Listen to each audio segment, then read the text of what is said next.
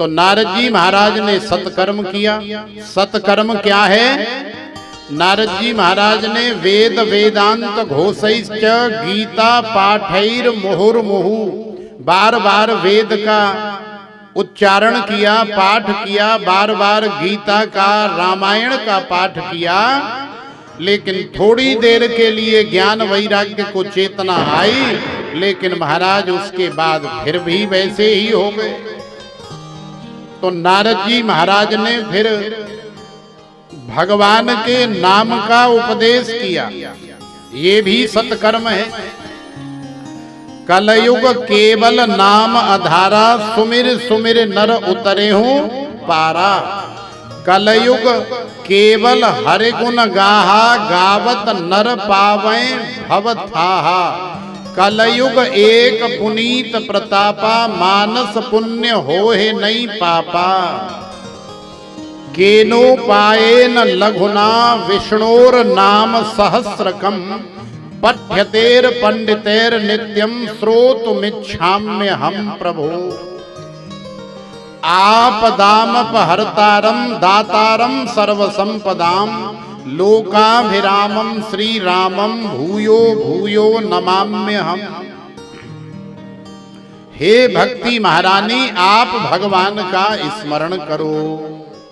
क्यों स्मरण करो? क्योंकि यस्य स्मरण मात्रेण जन्म संसार बंधना विमुच्यते, नमस्तस्मै विष्णवे प्रभ विष्णवे। भगवान के नाम का स्मरण करने से दुख जो है हल्का हो जाता है।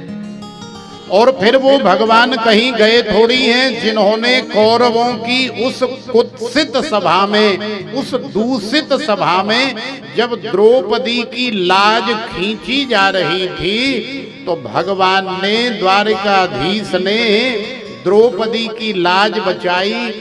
और किसी को महाराज पता भी नहीं लगा कि साड़ी विच नारी है कि नारी विच साड़ी है। माने भगवान ही द्रौपदी की साड़ी बन गए।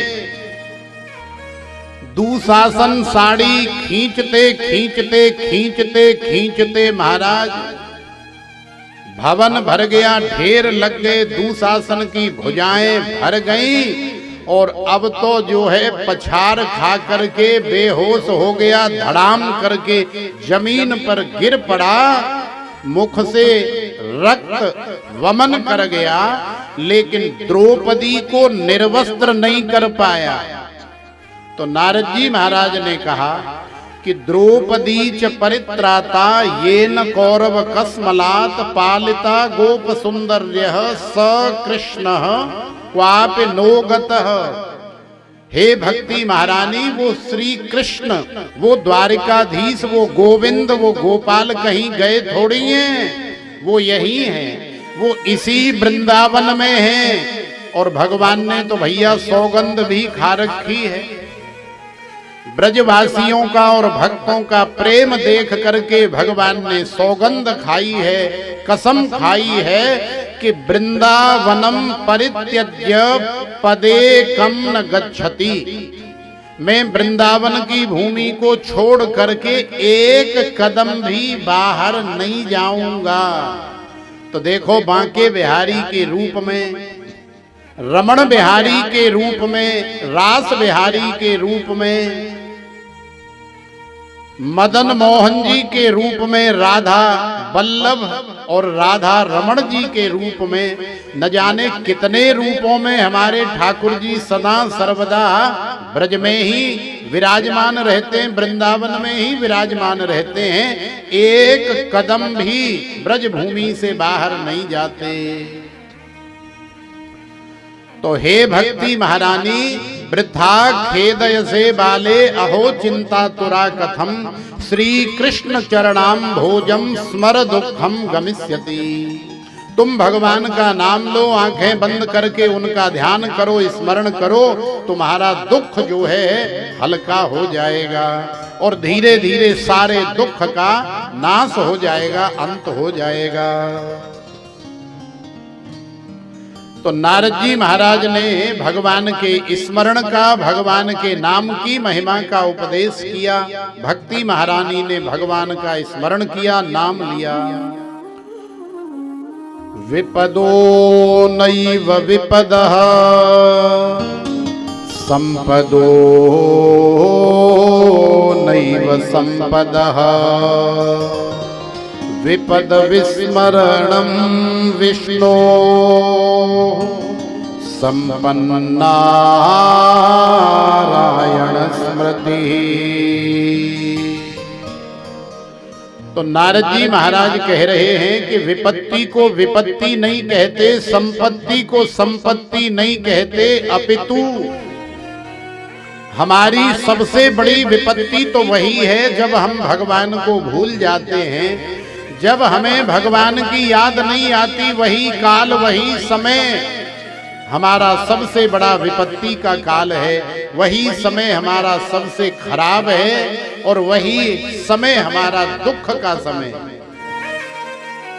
लेकिन महाराज जब भगवान की याद आती है तो वही हमारी सबसे बड़ी निधि है, वही हमारी सबसे बड़ी संपत्ति है और वही हमारे आनंद का, वही हमारे सुख का सबसे बड़ा समय, सबसे बड़ा काल है। तो नारद जी महाराज ने आज उपदेश करके उद्यम किया, बहुत पुरुषार्थ किया, परिश्रम किया, क्योंकि आकाशवाणी ने कहा है कि हे नारद बाबा सत्कर्म करो। तो नारद जी महाराज को लगा कि यार ये सत्कर्म तो कोई और ही है जो आकाशवाणी ने हमें बताया। तो आज इसी सत्कर्म को खोजते खोजते नारद जी महाराज बद्रीनाथ धाम में आए हैं और बद्रीनाथ धाम में आकर के सनकादि जी महाराज के साथ में भेंट हुई, मुलाकात हुई। तो जब नारद जी महाराज ने बताया तो सनकादि जी ने हंस करके कहा कि अरे नारद बाबा, जिस सत्कर्म को आप ढूंढ रहे हो वो सत्कर्म कोई और नहीं, वो सत्कर्म है श्रीमद् भागवत की कथा। तो महाराज आप श्रीमद् भागवत की कथा कराओ, तुम्हारे और भक्ति महारानी और ज्ञान वैराग्य के सारे दुख की निवृत्ति अपने आप ही हो जाएगी। तो नारद जी महाराज ने कहा कि अच्छा बाबा ऐसी बात है? बोले हाँ बिल्कुल ऐसी बात है। तो ठीक है महाराज, हम तैयार हैं कथा कराने के लिए, आप कथा करो, हम यजमान बन जाएंगे और जो भी व्यवस्था करनी है आप हमें बताओ, हम व्यवस्था कर देंगे। तो सनकादि जी महाराज बन गए वक्ता और नारद जी महाराज बन गए यजमान। और बद्रीनाथ धाम क्षेत्र तो महाराज आज भी ऐसा है कि वहां हर माता बहन भाई बंधु नहीं जा सकता है। तो उस समय तो महाराज सपना ही हुआ करता था।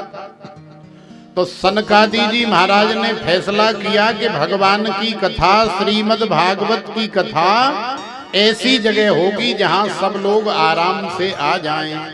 तो ऐसी जगह का चुनाव किया गया हरिद्वार में, माने गंगा द्वार समीपे तो तटम आनंद नामकम, गंगा जी के परम पावन तट पर हरिद्वार में बालुका की व्यासपीठ बनाई गई। नारद जी महाराज ने सारी कथा की व्यवस्था करी और जैसे जैसे महाराज कथा का उद्घोष हुआ, बड़े बड़े देवी देवता, बड़ी बड़ी देवांगनाएं, बड़े बड़े संत महापुरुष, बड़े बड़े सिद्ध, यक्ष गंधर्व किन्नर नर नारी करोड़ों की संख्या में वहां चले आए। जीवन मुक्त ब्रह्म पर चरित सुनहि तज ध्यान, जो जीवन मुक्त महापुरुष थे वो भी आज अपनी समाधि को, आज अपने ध्यान को छोड़ करके सनकादि जी महाराज के मुख से निकलने वाली हरि कथा को सुनने के लिए आए। तो अब आप सोचो कि कथा कितनी बड़ी निधि है, कितनी बड़ी चीज है हमारे जीवन की, कितनी बड़ी उपलब्धि है कि जो जीवन मुक्त महापुरुष थे उन्होंने भी आज अपनी ध्यान समाधि तपस्या सब छोड़ दी और कथा सुनने के लिए चले आए। जय शब्दो नमः शब्द शंख शब्द तथैव च। शंख बज रहे हैं, नगाड़े बज रहे हैं, ढोल बज रहे हैं, जय जयकार हो रही है। सनकादि जी महाराज की जय, श्रीमद् भागवत भगवान की जय, गंगा मैया की जय, जय जयकार हो रही है। सनकादि जी महाराज व्यासपीठ से कह रहे हैं, भैया सदा सेव्या श्रीमद् भागवती कथा, यस्याः श्रवण मात्रेण हरेश्चेत्तं समाश्रये। भक्ति सुतौ तौ तरुणो गृहीत्वा प्रेमैकरूपा सहसा विरासी। श्रीकृष्ण गोविंद हरे मुरारे, नाथेति नामानि मुहुर्वदन्ति। तो सनकादि जी महाराज कह रहे हैं कि सदा सेव्या श्रीमद् भागवती कथा, भगवान की भागवत कथा सदा सेवन करने योग्य है, सदा सुनने के योग्य है, जीवन में धारण करने योग्य है। और यदि कोई ऐसा करता है तो उसके न चाहने के बावजूद भी भगवान श्री हरि उसके कान के माध्यम से प्रविष्टः कर्णरंध्रेण स्वानां भाव सरोरुहं धुनोति समलम कृष्णः सलिलस्य यथा सरत। भगवान कान के माध्यम से अंदर आ जाते हैं और हृदय में आकर के, चित्त में आकर के चिपक जाते हैं। तो देखो, जब कोई चीज चिपक जाती है तो फिर उसे छुड़ाना बड़ा मुश्किल हो जाता है। तो वैसे तो भगवान कभी हमारे चित्त में आते नहीं हैं, लेकिन हरि कथा के माध्यम से भगवान अपने ही आप आकर के हमारे चित्त में चिपक जाते हैं। और देखो, सबसे बड़ी विशेषता कथा की क्या है? नाहं बसामि वैकुंठे योगिनां हृदयेन च मद्भक्ता यत्र गायन्ति तत्र तिष्ठामि नारदः। सकल भुवन मध्ये निर्धनास्तेऽपि धन्या निवसति हृदयेषां श्रीहरेर्भक्तिरेका। हरिरपि निजलोकं सर्वथातो विहाय प्रविशते हृदयेषां भक्तिसूत्रोपनद्धः। जिनके श्रवण समुद्र समाना कथा तुम्हारे सुभग सरनाना। धरहि निरंतर हो हे न पूरे तिनके हिय तुम कहो गृह रे। तो देखो ये है भगवान की कथा की महिमा कि भगवान की कथा जिसके जीवन में आ जाती है उसका जीवन बदल जाता है। तो प्रेम नाल बोलो राधे राधे। तो देखो आज हम लोग इस रात्रि की बेला में हैं और द्वितीय सत्र की कथा का आनंद ले रहे हैं। तो इस कथा को हमारे भोले बाबा भी मैया पार्वती को कैलाश मानसरोवर पर बैठ करके श्रवण करा रहे हैं। श्रीमद् भागवत की कथा और अमर कथा कोई अलग अलग कथा नहीं है, वही अमर कथा है और वही भागवत की कथा है। तो भोले बाबा ने मैया पार्वती को जो अमर कथा सुनाई वो अमर कथा कोई और नहीं, वो अमर कथा ही भागवत की कथा है। तो भोले बाबा कैलाश मानसरोवर पर बैठे, सनकादि जी महाराज हरिद्वार में बैठे हैं और श्री सूत जी महाराज नैमिषारण्य में बैठे हैं और हमारे श्री सुखदेव जी महाराज शुक्रताल में बैठे हैं और हम श्री धाम वृंदावन से आकर के यहाँ जंडवाल में बैठे, आप सब लोगों के मध्य में बैठे हैं। तो चूंकि भोले बाबा का स्मरण हुआ है तो भोले बाबा को भी एक भाव से प्रणाम कर लें, उनका भी वंदन अभिनंदन कर लें, उनसे भी प्रार्थना कर लें और फिर आगे का प्रसंग श्रवण करके और फिर आज की कथा का विश्राम होगा।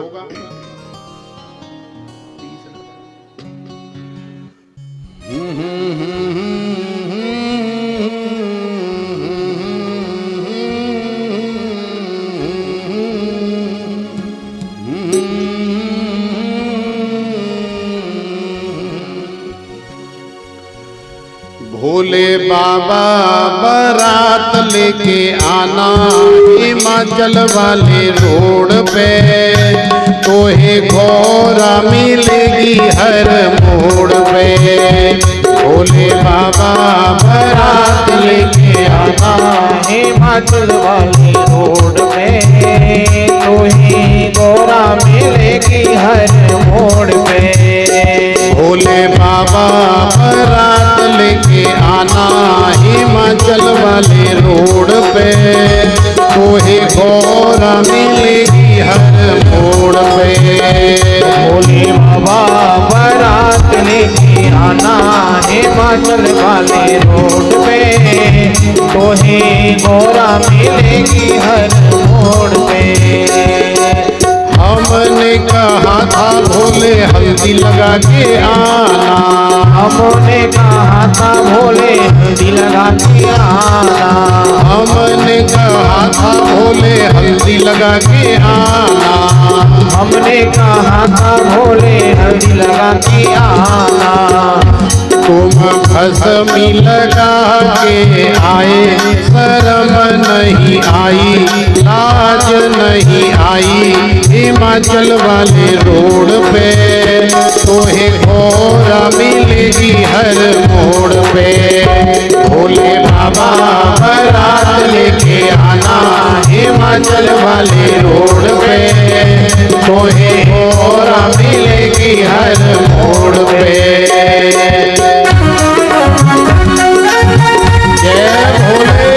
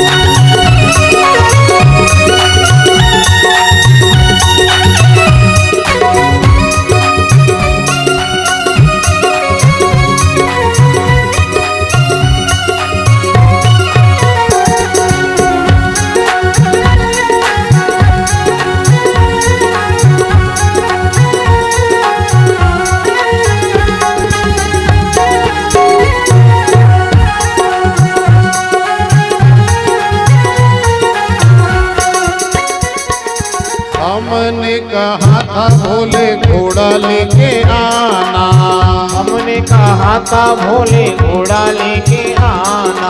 हमने कहा था भोले घोड़ा लेके आना। हमने कहा था भोले घोड़ा लेके आना। तुम नंदी लेकर आए, शर्म नहीं आई, लाज नहीं आई। हिमाचल वाले रोड पे तोहे घोड़ा मिलेगी हर मोड़ पे। भोले बाबा बारात लेके आना, हिमाचल वाले रोड पे तोहे घोड़ा मिलेगी हर मोड़ पे।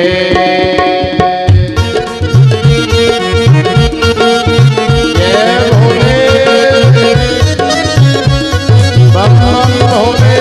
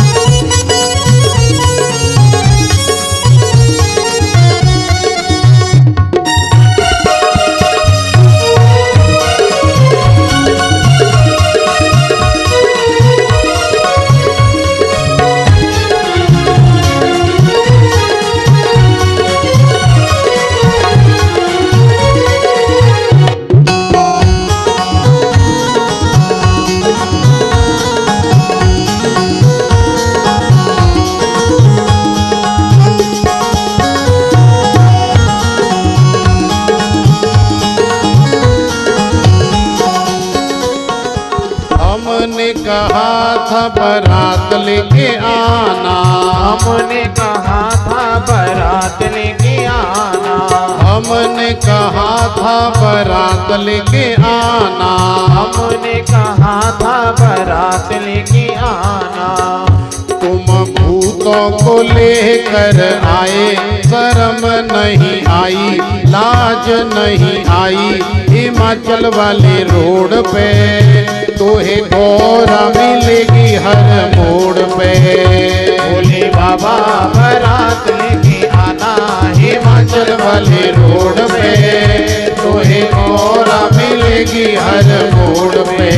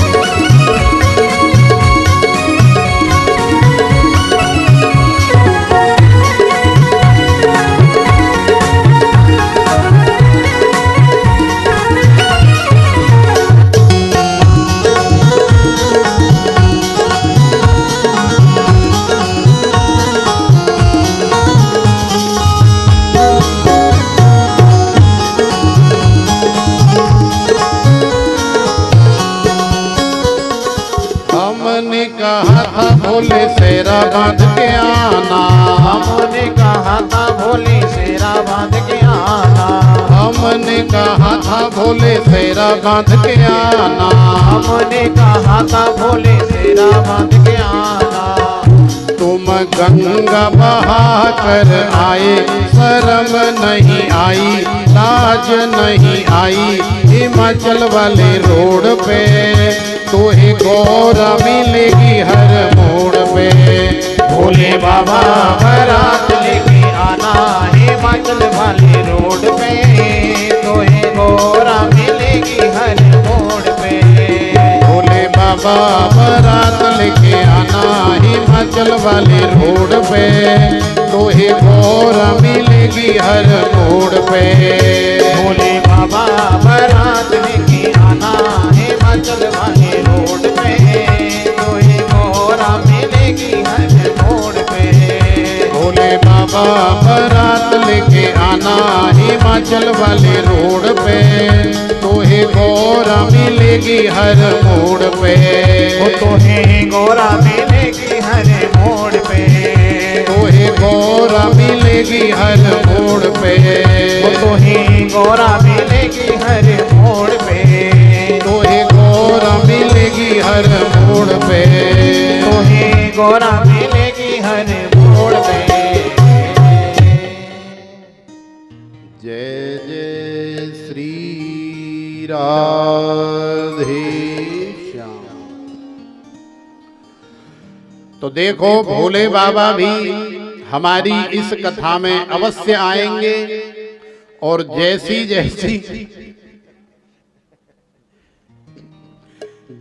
जैसी भोले बाबा से हमने प्रार्थना करी है बिल्कुल वैसे ही हमारे जंडवाल में आएंगे, हमारी इस कथा में आएंगे।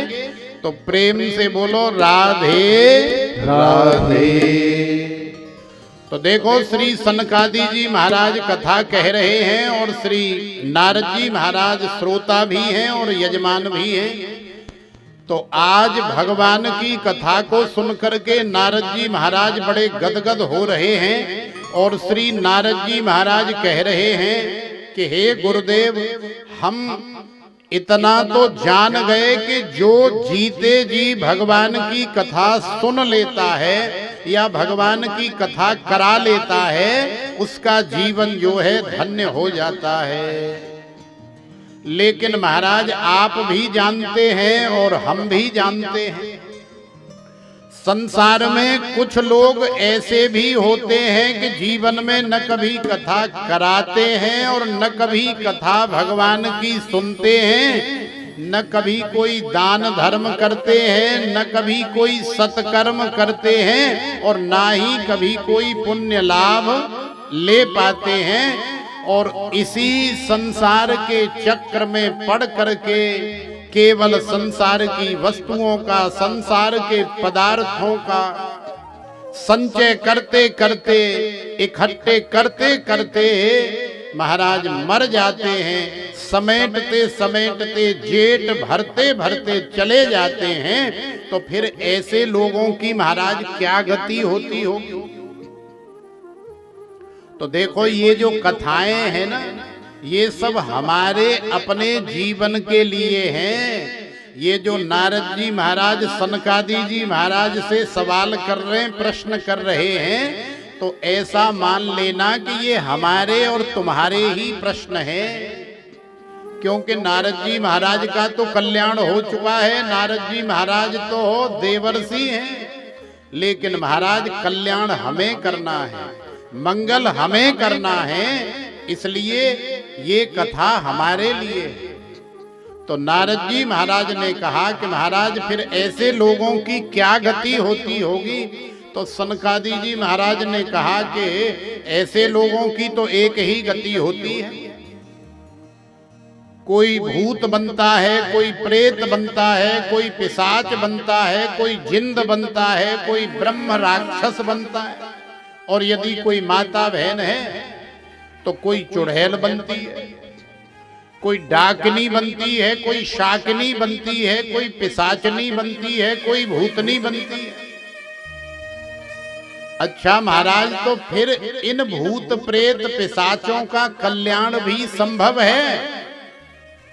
तो सनकादि जी महाराज ने कहा कि हाँ नारद जी महाराज, यदि भगवान की कथा कोई शरीर रहते हुए नहीं सुन सका या नहीं करा सका या नहीं उसमें सेवा कर सका, तो उसका जो परिवार है जो अभी मौजूद है, बंदा तो चला गया, लेकिन उसके भाई बंधु नाते नाती पोते या उसके अपने पुत्र यदि मौजूद हैं और वो अपने उस परिवारी जन के नाम से जो हमें छोड़ करके चला गया है, चाहे वो किसी एक्सीडेंट के माध्यम से चला गया है या किसी हार्ट अटैक इत्यादि के माध्यम से न जाने वाली उम्र में ही चला गया है, या जिसने कभी कोई अच्छा काम नहीं किया जीवन में वो चला गया है,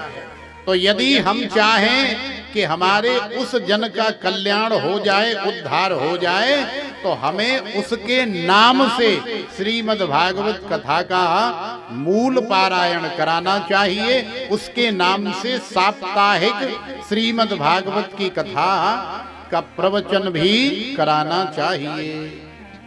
यदि हम अकेले कराने में समर्थ नहीं हैं तो 10-20 लोग मिलकर के करा सकते हैं, सारा गांव भी मिलकर के करा सकता है। तो देखो, जिसके नाम से संकल्प लेकर के कथा कराई जाती है या कथा सुनी जाती है, वो चाहे महाराज कहीं भी हो, किसी भी योनि में हो, किसी भी लोक में, किसी भी अधोगति में क्यों न पड़ा हो, भगवान की कथा उसका भी कल्याण करने वाली है। तो नारद जी महाराज ने कहा कि ठीक है गुरुदेव, हमें तो आपकी बात पर विश्वास है, लेकिन ये संसार वाले हैं, ये नहीं मानते हैं। संसार वालों को प्रमाण चाहिए, संसार वालों को कोई इतिहास चाहिए। आपके पास में ऐसा कोई प्रमाण है? आपके पास में ऐसा कोई इतिहास है? तो श्री सनकादि जी महाराज ने फिर प्रमाण दिया। श्री सनकादि जी महाराज ने इतिहास श्रवण कराया। के विशुद्धयन्तु वदन्तु मह्यम, ये मानवा पाप कृतस्तु सर्वदा सदा दुराचाररता विमार्गगाः क्रोधाग्नि दग्धा कुटिलाश्च कामिनः सप्ताह यज्ञेन कलौ पुनन्ति ते। तो देखो, सनकादि जी महाराज कह रहे हैं, तुंगभद्रा तटे पूर्वम भूतपतनमुत्तमम् यत्र वर्णा स्वधर्मेण सत्यस्य कर्म तत्परा आत्मदेवः पुरे तस्मिन् सर्ववेद विशारदः श्रौतसमारते सुनिष्णातो द्वितीय इव भास्करः। तो श्री नारद जी महाराज ने आत्मदेव का, धुंधली देवी का, गोकर्ण जी महाराज का और धुंधकारी का उपाख्यान श्रवण कराया। श्री सनकादि जी महाराज कह रहे हैं कि एक तुंगभद्रा नाम की नदी है और उस तुंगभद्रा नाम की नदी के किनारे एक उत्तम नाम का नगर बसा हुआ है। उसमें हर जाति के, हर वर्ण के, हर आश्रम के प्राणी वास करते हैं। उसी नगर में एक ब्राह्मण देवता भी रहते हैं और उन ब्राह्मण देवता का नाम है आत्मदेव। आत्मदेव का तात्पर्य है कि जिसने अपनी आत्मा में देवत्व का साक्षात्कार कर लिया है, आधान कर लिया है, या दिव्य दर्शन कर लिया है, या जो अपनी आत्मा में ही हमेशा रमण रहता है, वही है आत्मा राम या आत्मदेव। तो देखो, ऐसे तेजस्वी, तपस्वी, यशस्वी, मनस्वी, ओजस्वी ब्राह्मण है आत्मदेव। और आत्मदेव साधारण नहीं, सर्व वेद विशारद, समस्त वेदों में विशारद हैं। श्रुति में, स्मृति में, पुराणों में, शास्त्रों में महाराज बड़े ही निष्णात विद्वान हैं। लेकिन आत्मदेव जी का जो पड़ोस है वो ठीक नहीं है।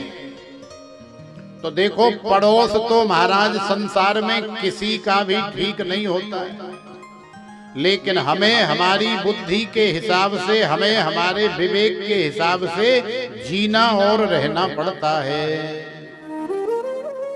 तो आत्मदेव जी का विवाह भी हो गया है, कम से कम 12-14 साल हो गए, किसी प्रकार की कोई दिक्कत नहीं है। प्रातः काल 3 बजे उठते, 4 बजे तक नहा धो करके अपना नित्य कर्म करके 6 बजे अपने यजमानों के यहाँ पूजा करने, पाठ करने, कथा करने, सत्यनारायण की कथा करने, भागवत की कथा करने, हवन करने, शादी ब्याह पढ़ने के लिए चले जाते हैं और फिर शाम को वापस आते हैं।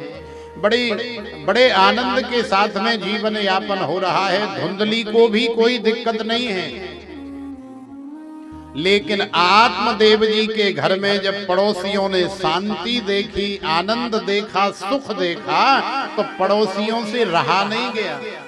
पड़ोसियों ने सोचा कि यार हमारी बीवी तो रोज बेलन लेकर के हमारा सिर फोड़ती है, रोज गाली गलौज करती है, न जाने क्या क्या अनाप शनाप बकवास करती है, न जाने कितनी बेइज्जती करती है। और हमारी ही बस्ती में देखो, इस पंडित के यहाँ हमने कभी लड़ाई झगड़ा होते हुए नहीं देखा। हमारे जैसे दुखी लोगों में ये एक पंडित सुखी कैसे रह सकता है, ये आनंद के साथ कैसे रह सकता है। तो पड़ोसियों से बर्दाश्त नहीं हुआ और पड़ोसियों को अंदर ही अंदर जेलसी हो रही है, ईर्ष्या हो रही है।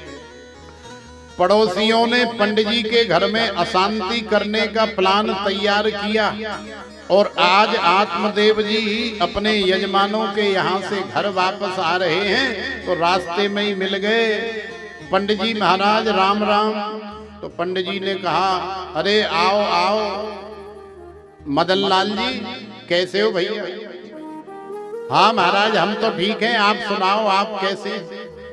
तो पंडित जी महाराज ने कहा, आत्मदेव जी ने कहा, भैया आनंद है, भगवान की बड़ी दया है, बड़ी कृपा है। तो मदन लाल जी अंदर ही अंदर सोचने लगे, बोले महाराज उसी आनंद को भंग करने के लिए तो आज हम यहाँ आए हैं। कहने लगे कि हाँ हाँ वो तो हम देख ही रहे महाराज, भगवान की बड़ी कृपा है, आपके ऊपर बड़ी दया है और घर में बड़ी सुख शांति है। लेकिन जब हम आपके बारे में विचार करते हैं, जब हम आपके बारे में सोचते हैं तो हमें बड़ा दुख होता है।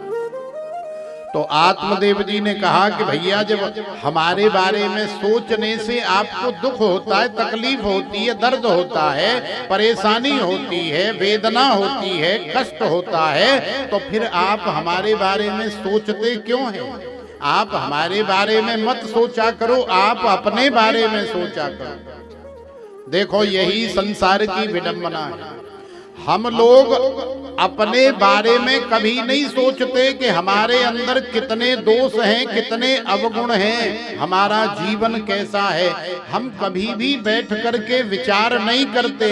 लेकिन दूसरे का जीवन कैसा है, दूसरे के अंदर कितने दोष हैं, महाराज जीवन भर यही ढूंढते रहते हैं। जीवन भर हम लोग छिद्रान्वेषण करते रहते हैं। अपने बारे में हमें नहीं पता, हमारे घर के बारे में हमें नहीं पता, लेकिन दूसरे के घर के बारे में अवश्य पता करते हैं कि इसके घर में क्या चल रहा है, कैसे चल रहा है और ये शांति कैसे बनी हुई है। तो आत्मदेव जी की शांति देख करके सब बड़े दुखी हुए और कहने लगे कि महाराज वो तो सब ठीक है, लेकिन बात ये है कि जब हम आपके घर में देखते हैं कि आपका विवाह हुए 12-14 वर्ष हो गए, लेकिन घर में कोई संतान नहीं हुई, कोई लाला लाली नाय भयो। आपके घर में गैया मैया भी है, लेकिन वो भी हम 10-12 साल से देख रहे हैं, वह गैया मैया ने भी कोई बछिया या बछड़ा माने कोई बालक नाय दियो। आपके घर में महाराज तुलसी महारानी भी है और आप उसकी सेवा पूजा भी करते हैं, लेकिन आपकी तुलसी महारानी भी हरी भरी नहीं रहती हैं। तो हमें लगता है कि महाराज आपसे देवी देवता नाराज हैं, आपके पितर देवता आपसे रूठे हुए हैं। आपको कुछ दिन ये यजमानी छोड़ करके, दुनियादारी की मोह ममता छोड़ करके अपने घर की समस्या का समाधान करना चाहिए। तो देखो आत्मदेव जी के आज इतने कान भरे कि इतना विद्वान ब्राह्मण भी घर आकर के सोचने पर मजबूर हो गया। और कहीं न कहीं आत्मदेव जी की बुद्धि भी भ्रमित हो गई, मोह को प्राप्त हो गई। और आत्मदेव जी के मन में भी ये भाव आया कि यार हमारे पड़ोसी कहे तो ठीक ही रहे, बात तो सही है, एकदम कांटे की है, लेकिन मैं क्या करूं? अब संतान होना न होना ये मेरे हाथ में थोड़ी है, ये तो भगवान के हाथ में है। लेकिन एक उपाय है। क्या उपाय है? कि यदि हमारे भाग्य में विधाता ने कोई विधान नहीं लिखा है, यदि हमारे भाग्य में विधाता ने कोई वस्तु कोई पदार्थ नहीं लिखा है और वो हमें चाहिए, तो महाराज किसी महापुरुष की शरण में चले जाओ। यदि महापुरुष प्रसन्न हो गए, महापुरुष ने तुम्हें आशीर्वाद दे दिया, तो फिर भले ही ब्रह्मा जी ने तुम्हारे भाग्य में विवाह होना नहीं लिखा है, या बालक होना नहीं लिखा है, या धन दौलत मिलना नहीं लिखा है, तो भी विधाता का लेख एक साइड में हो जाता है और संत का आशीर्वाद महाराज अवश्य फलीभूत होता है। तो ये बात आत्मदेव भली भांति जानते हैं। तो आज आत्मदेव ने अपना घर बार त्याग दिया, घर बार छोड़ करके जंगल में चले गए। जंगल में जाकर के एक बट वृक्ष के नीचे कुआं है और उसी कुएं के किनारे बैठ करके रुदन करने लगे, रोने लगे। वहीं से एक संत महापुरुष गुजर रहे थे। तो संत महापुरुष ने देखा कि बड़ा तेजस्वी ब्राह्मण है, ओजस्वी ब्राह्मण है, चलो जाकर के हालचाल पूछते हैं, इसका दुख दर्द बांटते हैं। भैया क्यों रो रहे हो? कथम रोदिस विप्रत्वम काते चिंता बलियसी वदत्वम सत्वरम मह्यम स्वस्य दुखस्य कारणम। हे ब्राह्मण देवता क्यों रो रहे हो? तुम्हारे दुख का कारण क्या है? तो आत्मदेव जी ने कहा कि बाबा मैं क्या बताऊं, किम ब्रवीमि ऋषे दुखम पूर्व पापेन संचितम मदीयाहा पूर्वजास्तोयम कवोष्ण मुपभुंजते। बाबा मैं जानता हूं कि कौन काउए सुख दुख कर दाता, निज कृत कर्म भोग सब भ्राता। तो संसार में यदि बोया पेड़ बबूल का तो आम कहां से आए? यदि बबूल का पेड़ लगा रहे हो तो भैया आम खाने के लिए नहीं मिलेंगे, कांटे ही मिलेंगे। यदि गलत कार्य कर रहे हो, किसी का माल हड़प रहे हो, किसी के साथ धोखेधड़ी कर रहे हो, कोई फ्रॉडगिरी कर रहे हो या कोई चालाकी कर रहे हो, तो महाराज उसका परिणाम तो फिर वैसा ही होगा, क्योंकि जैसी करनी वैसी भरनी। तो महाराज मैं जानता हूं कि आज मुझे जो दंड मिल रहा है या आज मुझे जो भोग मिल रहा है ये मेरे ही कर्मों का फल है। लेकिन महाराज मैं इतना जानता हूं कि इस जीवन में, इस जन्म में मैंने कभी कोई गलत कार्य नहीं किया, मैंने कभी किसी से ईर्ष्या नहीं की, कभी किसी से द्वेष नहीं किया, कभी किसी का हक नहीं छीना, कभी किसी का अधिकार नहीं लिया और कभी किसी के साथ कोई गलत कार्य नहीं किया, कभी किसी को कोई दुख नहीं दिया। लेकिन फिर भी महाराज पता नहीं कौन सा भोग आड़े आ गया है। लेकिन अब आप आ गए हैं तो मुझे आशीर्वाद दे करके जाइए महाराज कि अगले साल हमारे घर में संतान हो जाए। संत मुस्कुराए। संत ने कहा अरे बाबरे, अरे भैया ब्राह्मण, अरे कहा करेगो जा संसार की संतान को? क्यों? क्योंकि ये थोड़ी देर का माया जाल है जिसमें सारा संसार उलझा हुआ है। बाकी वास्तविकता तो यही है कि संसार में कोई किसी का नहीं है। न कोई किसी की माता है, न कोई किसी का पिता है, न कोई किसी का भाई है, न बहन है, न बंधु है। क्यों नहीं है? क्योंकि सोचो, यदि हमारा भाई होता तो हमें छोड़ करके क्यों जाता, और अब यदि छोड़ करके चला गया है तो फिर उसकी कोई खबर सुध हमें क्यों नहीं मिल रही, उसका टेलीफोन हमारे पास क्यों नहीं आ रहा है कि भैया हम यहाँ हैं, हम स्वर्ग में हैं या बैकुंठ में हैं या नरक में हैं, या हम भूत बन गए या प्रेत बन गए, लाला तू अपनो ध्यान रखियो। तो देखो, ये थोड़ी देर का ही माया जाल है कि हमें लगता है कि ये भाई है, ये बहन है, ये माता पिता है, ये भाई बंधु हैं, ये हमारे रिश्तेदार हैं। लेकिन यहां से जाने के बाद कौन कहां जाता है, फिर किसका माता पिता बनता है, किसका भाई बहन बंधु बनता है, कोई अता पता नहीं है। या हमारे जीवन में जुड़ने से पहले वो कहां था, क्या था, इसका भी हमें कोई अता पता नहीं है। तो संत ने ब्रह्म ज्ञान दिया, वेदांत का उपदेश दिया। मुंचा ज्ञानम प्रजारूपम बलिष्ठा कर्मणो गति विवेकम तो समासाद्य त्यज संसार वासना। अरे भैया, ये संसार का झूठा एक भगवान की माया का प्रपंच है, तू इसे छोड़ दे। ये झूठा ज्ञान है, ये मुंचा ज्ञान है। लाला लाली के चक्कर में मत पड़, अन्यथा जिनके लाला लाली हैं उन्हें जाकर के देख ले कितना दुख पा रहे हैं। यदि कोई लाला हमारा लायक निकल गया, सुपात्र निकल गया तो ठीक है, सुख देता है, और यदि नालायक हो गया तो महाराज जीवन भर दुख देता है, जीवन भर हमारा सिर ही फोड़ता है। और मरने के बाद भी जब हमारा शरीर जल करके राख हो जाता है तो फिर खोपड़ी बचती है हड्डी से बनी हुई, उस खोपड़ी में भी घी भर के डंडा मार करके उसे भी फोड़ता है। तो संसार के लालाओं का तो ऐसा ही हाल है।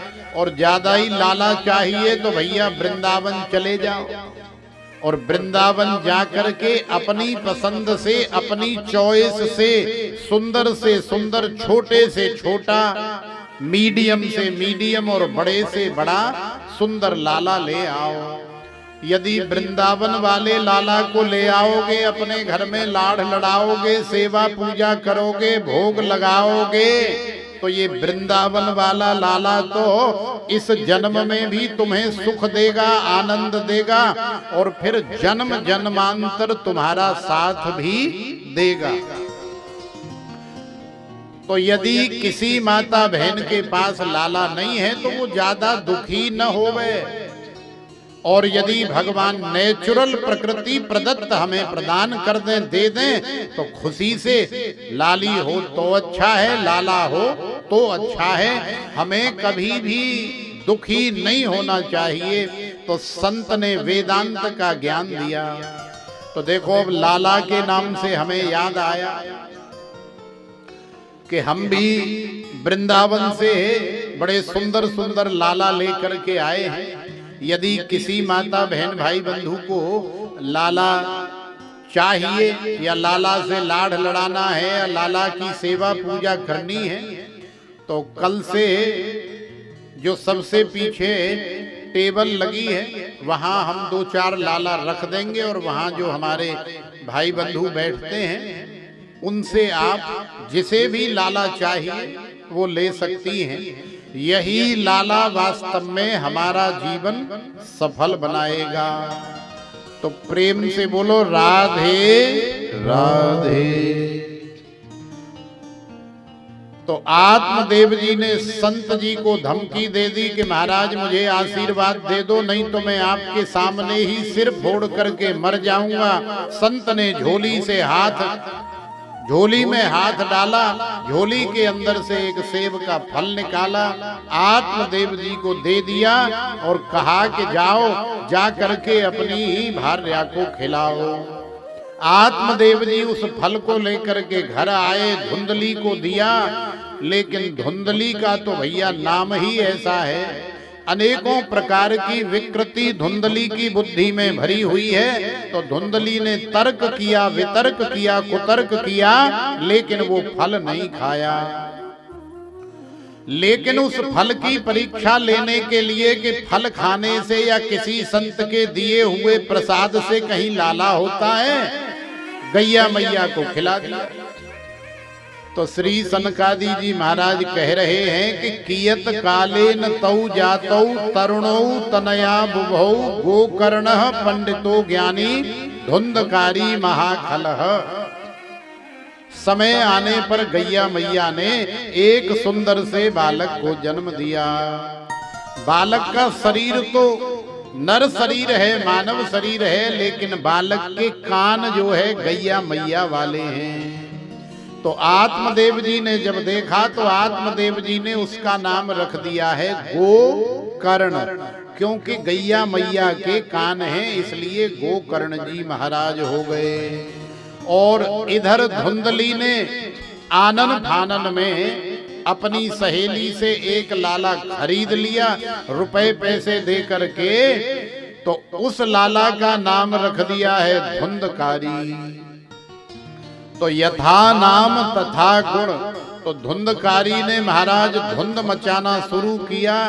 धुंधकारी चोर हो गया, डकैत हो गया, बदमाश हो गया, बड़ी बड़ी चोरी करने लगा, डाके डालने लगा और मदिरा का पान करने लगा, मांस का भक्षण करने लगा, वेश्याओं का गमन करने लगा। और आज जब आत्मदेव जी को पता लगा तो आत्मदेव जी को बड़ा दुख हुआ, बड़ा कष्ट हुआ। आत्मदेव जी को लगा कि अब तो हमें मर जाना चाहिए। तो आज आत्मदेव जी अपने कमरे में रात्रि में हत्या कर लेना चाहते हैं।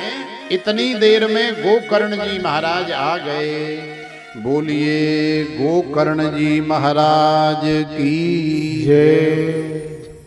गोकर्ण जी महाराज ने पिताजी के कंधे पर हाथ रखा, पिताजी को दिव्य उपदेश दिया, पिताजी को समझाया।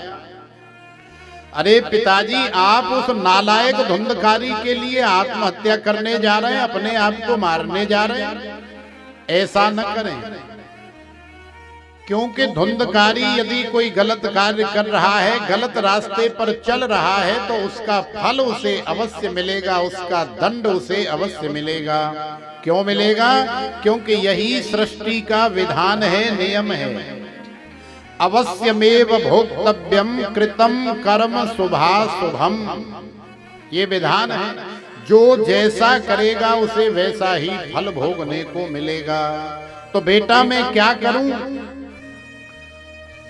तो गोकर्ण जी महाराज ने कहा कि पिताजी, आप ये घर गृहस्थी संसार का प्रपंच मोह ममता आसक्ति छोड़ करके अरण्य में जाओ, जंगल में जा करके संत महात्माओं की कुटिया में जाके सेवा करो, भजन करो, कथा सुनो, जीवन बदल जाएगा, आनंद हो जाएगा। तो गोकर्ण जी महाराज ने ऐसा दिव्य उपदेश दिया। न चेन्द्रस्य सुखम किंचिन् न सुखम चक्रवर्तिनः सुखम अस्ति विरक्तस्य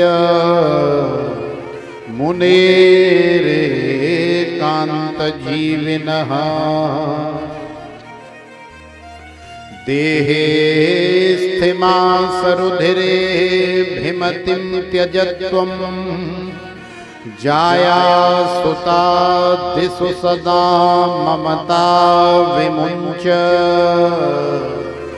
पश्यानिशं जगदिदं क्षणभङ्गनिष्ठं वैराग्य राग रसिको भव भक्ति निष्ठः धर्मं भजस्व सततं त्यज लोक धर्मान् सेवस्व साधु पुरुषान् जहि काम तृष्णाम् अन्यस्य दोष गुण चिंतनमासु मुक्त्वा सेवा कथा रसमहो नितरां पिबत्वम् दीन कहे धनवान सुखी धनवान कहे सुख राजा को भारी राजा कहे महाराजा सुखी महाराजा कहे सुख इंद्र को भारी इंद्र कहे चतुरानन को सुख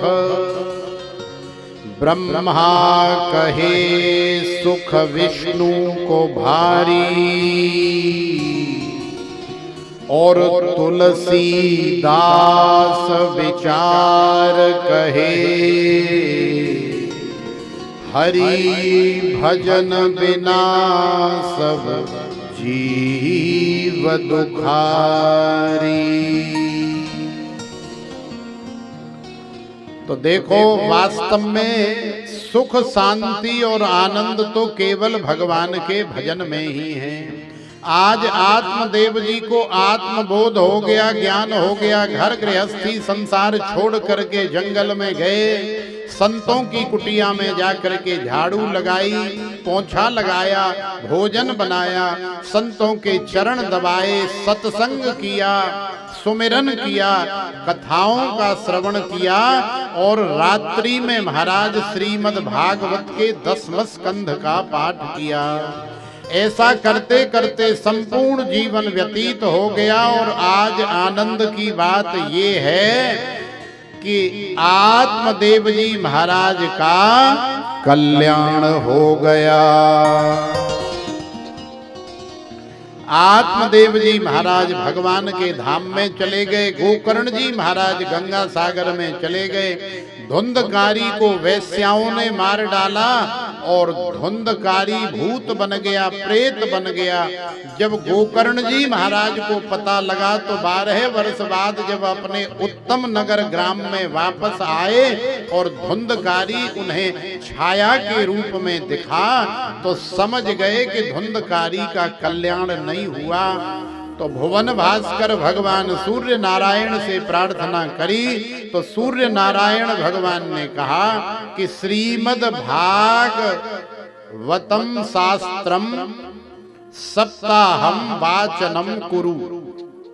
हे गोकर्ण जी महाराज, यदि आप चाहते हैं कि धुंधकारी का कल्याण हो जाए, इस भूत का, प्रेत का, पिशाच का, ब्रह्म राक्षस का कल्याण हो जाए तो इसके नाम से श्रीमद् भागवत की कथा करो। तो आज श्रावण के मास में और तुंगभद्रा नदी के परम पावन तट उत्तम नगर में गोकर्ण जी महाराज ने धुंधकारी के नाम से, संकल्प से उसे बांस के अंदर बिठा करके भगवान की कथा सुनाई, श्रीमद् भागवत की कथा सुनाई। और एक एक दिन जैसे जैसे कथा होती गई और आज 7वें दिन की कथा का जैसे ही विश्राम हुआ तो भगवान के पार्षद धुंधकारी को लेने के लिए प्रकट हो गए। बोलिए श्रीमन्नारायण भगवान की जय।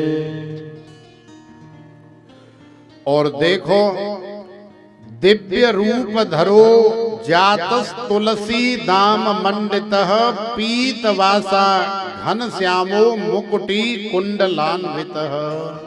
आज धुंधकारी दिव्य रूप धारण कर लिया है। आज धुंधकारी भगवान की कथा की महिमा के कारण देवता बन गया है। और आज भगवान के पार्षद धुंधकारी को लेकर के भगवान के धाम में गए, तो इस प्रकार से धुंधकारी का भी उस प्रेत योनि से कथा सुनने के श्रवण से या कथा सुनने मात्र से कल्याण हो गया।